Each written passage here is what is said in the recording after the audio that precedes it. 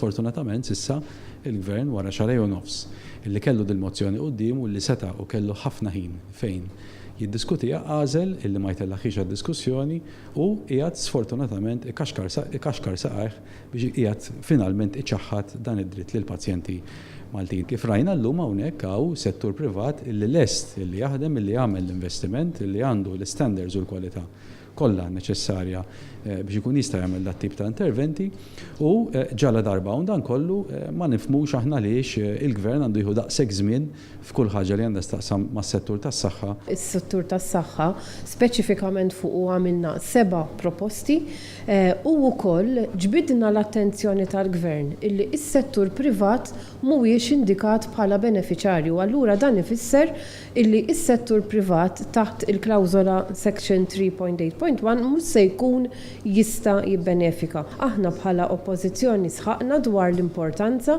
illi s-settur privat ukoll jingħata l-opportunità illi jkun jista' jibbenefika minn dawn il-fondi Ewropej.